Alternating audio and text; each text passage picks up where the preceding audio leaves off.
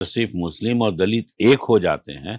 मुस्लिम और दलित का एक होने का मतलब है कि सत्ता उनके हाथ में होगी। 40% हाँ 40% की हाँ, टारगेट। बिल्कुल 40% क्या, 35 और 38% पे देश की सरकार बन जाती है साहब। वो आ गए तो बाकी लोग छिटपुट उनके साथ आ जाएंगे, सत्ता इनके हाथ में होगी, बाकी वो रहेंगे। अभी तो इन्हीं लोगों को लड़ा के रखा, ये संभव अभी नजर नहीं आ रहा है। देखिए, जहां मुस्लिम लीडरशिप थी वहां मुसलमानों के साथ शिफ्ट हो गया, इसमें कहीं दो राय नहीं है।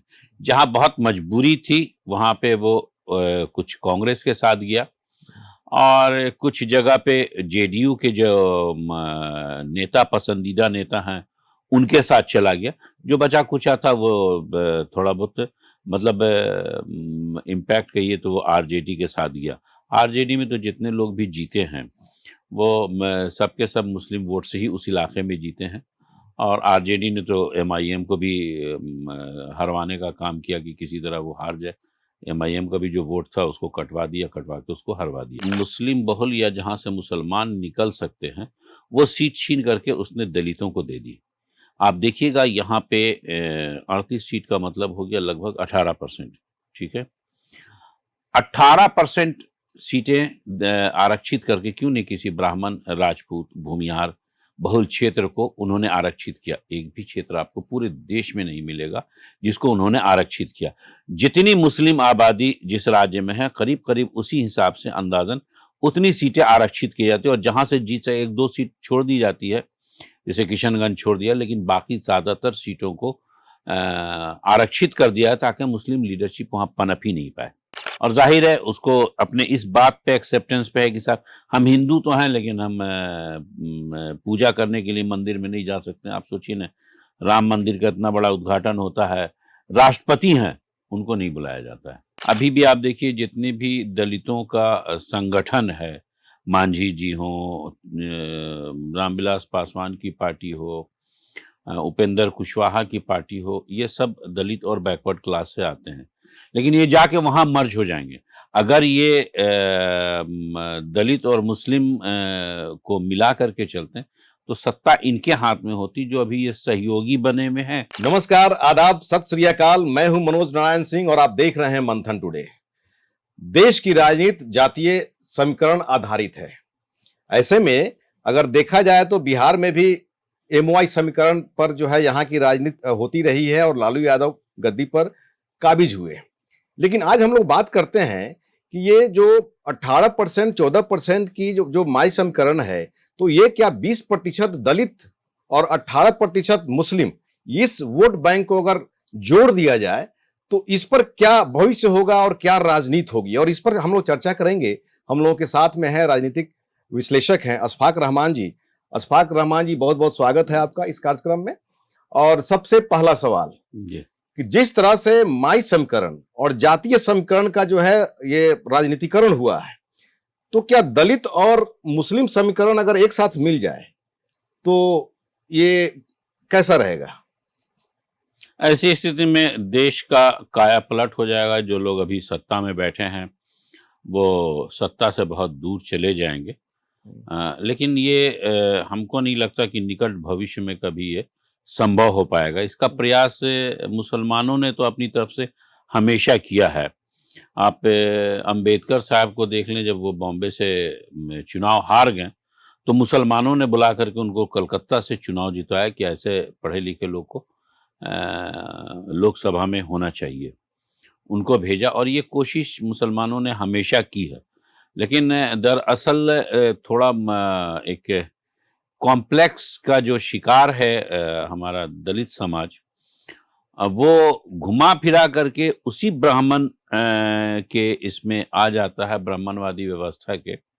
अभी भी आप देखिए, जितने भी दलितों का संगठन है, मांझी जी हो, रामविलास पासवान की पार्टी हो, उपेंद्र कुशवाहा की पार्टी हो, ये सब दलित और बैकवर्ड क्लास से आते हैं।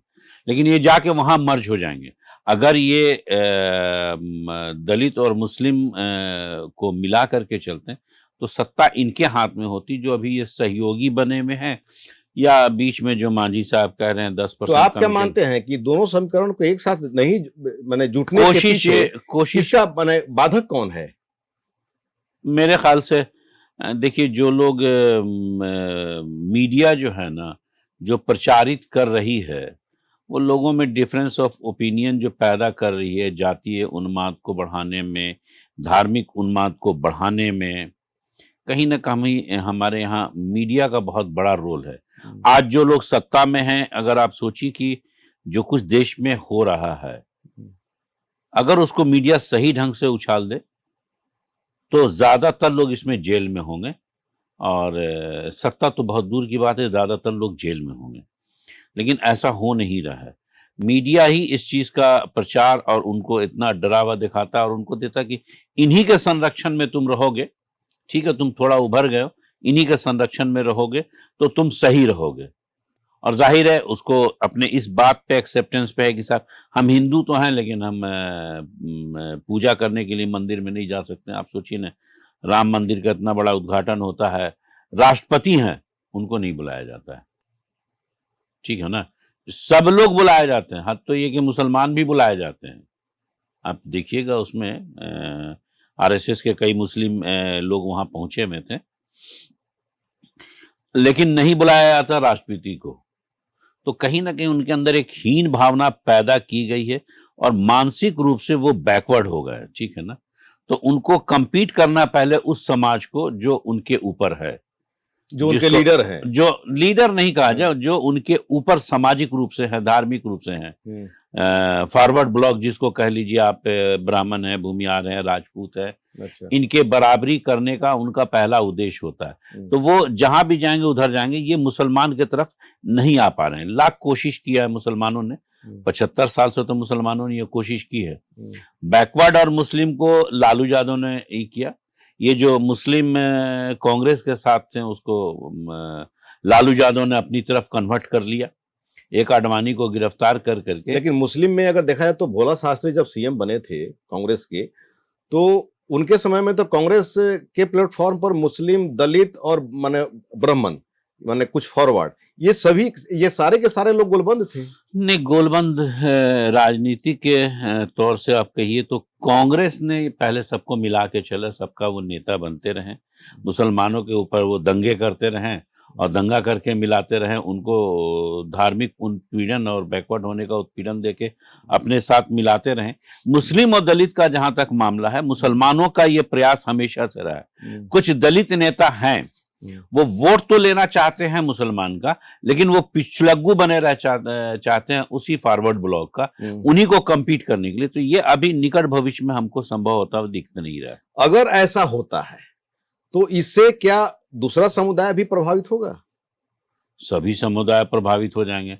अगर सिर्फ मुस्लिम और दलित एक हो जाते हैं, मुस्लिम और दलित का एक होने का मतलब है कि सत्ता उनके हाथ में होगी। 40% हाँ, 40% की हाँ, टारगेट। बिल्कुल 40% क्या, 35 और 38% पे देश की सरकार बन जाती है साहब। वो आ गए तो बाकी लोग छिटपुट उनके साथ आ जाएंगे, सत्ता इनके हाथ में होगी, बाकी वो रहेंगे। अभी तो इन्हीं लोगों को लड़ा के रखा, ये संभव अभी नजर नहीं आ रहा है। अगर ऐसा हुआ तो आप क्या मानते हैं कि एक नए युग की शुरुआत हो जाएगी? हाँ, एक नए युग की शुरुआत हो जाएगी और देश की तरक्की जो कुछ लोग ठेकेदार बने हुए हैं उनके हाथ से हमेशा के लिए छीन जाएगी अगर ये चीज चली। क्योंकि एक बार कोई गठबंधन हो जाता है तो बरसों बरसों चलता है। जैसे माई समीकरण लालू यादव ने बनाया, आज 35 साल से तो कम से कम वो चल रहा है। कोई भी समीकरण जो बनता है वो 25 से 35, 40 साल, 50 साल तक चलता है। अगर वो बन गया तो ये सारे लोग जो आज ठेकेदार बने हुए हैं, ये ठेकेदारी उनकी खत्म हो जाएगी, वो हाशिए पे आ जाएंगे और नागरिक अधिकार फिर अपने आप आगे मौजूदा समय में जो चुनाव हुआ है अभी, इसमें बिहार में अगर देखा जाए तो बिहार में मुस्लिम वोट बैंक कहां पर शिफ्ट किया? ओवैसी के साथ, आरजेडी के साथ, महागठबंधन के साथ, किसके साथ? देखिए, जहां मुस्लिम लीडरशिप थी वहां मुसलमानों के साथ शिफ्ट हो गया, इसमें कहीं दो राय नहीं है। जहां बहुत मजबूरी थी वहां पे वो कुछ कांग्रेस के साथ गया और कुछ जगह पे जेडीयू के जो नेता, पसंदीदा नेता हैं, उनके साथ चला गया। जो बचा कुचा था वो थोड़ा बहुत मतलब इम्पैक्ट कहिए तो वो आरजेडी के साथ गया। आरजेडी में तो जितने लोग भी जीते हैं वो सबके सब मुस्लिम वोट से ही उस इलाके में जीते हैं और आरजेडी ने तो एमआईएम को भी हरवाने का काम किया कि किसी तरह वो हार जाए। एमआईएम का भी जो वोट था उसको कटवा के उसको हरवा दिया। तो क्या ओवैसी को भी दलित और मुस्लिम समीकरण को बनाने में प्रयास करना चाहिए? मेरे ख्याल से वो कोशिश तो वो बंदा कर रहा है, लेकिन बताया ना कि दलित समाज जो है, वो पहले अपने फॉरवर्ड ब्लॉक को कम्पीट करने की इच्छा शक्ति की वजह से पहले उनको कम्पीट करेगा, इसीलिए वो उनकी तरफ जाएगा, इनकी तरफ नहीं आएगा। वो इनकी तरफ उस वक़्त आएगा जब इनको अपना कोई विधानसभा या लोकसभा जीतना होगा, तो वहाँ मिलाने के लिए आ जाएगा। मौजूदा समय में बिहार में अगर देखा जाए तो बिहार विधानसभा में 38 सीट शेड्यूल कास्ट के लिए है। हाँ, बिल्कुल है। तो ये 38 सीट तो ऑलरेडी रिजर्व है। और देखिए अगर वो एक बात समझिए, वो कांग्रेस की एक नीतिगत चीज थी कि जो भी मुस्लिम बहुल या जहां से मुसलमान निकल सकते हैं वो सीट छीन करके उसने दलितों को दे दी। आप देखिएगा यहाँ पे 38 सीट का मतलब हो गया लगभग 18%। ठीक है, 18% सीटें आरक्षित करके क्यों नहीं किसी ब्राह्मण, राजपूत, भूमिहार बहुल क्षेत्र को उन्होंने आरक्षित किया। एक भी क्षेत्र आपको पूरे देश में नहीं मिलेगा जिसको उन्होंने आरक्षित किया। जितनी मुस्लिम आबादी जिस राज्य में है करीब करीब उसी हिसाब से अंदाजन उतनी सीटें आरक्षित की जाती है, और जहां से जीत से एक दो सीट छोड़ दी जाती है, जैसे किशनगंज छोड़ दिया, लेकिन बाकी ज्यादातर सीटों को आरक्षित कर दिया है ताकि मुस्लिम लीडरशिप वहां पनप ही नहीं पाए। अशफाक रहमान जी, तो अशफाक जी का साफ तौर पे कहना है कि अगर दलित और मुस्लिम समीकरण अगर मिल जाता है तो वैसी स्थिति में राजनीति का जो भविष्य है वो देखने लायक होगा, और इस समीकरण के सामने सारे समीकरण ध्वस्त हो जाएंगे। ऐसे ही खबर देखने के लिए देखते रहिए मंथन टुडे। हमारे चैनल को लाइक करिए, सब्सक्राइब करिए और अधिक से अधिक लोगों तक शेयर करिए। बहुत बहुत शुक्रिया।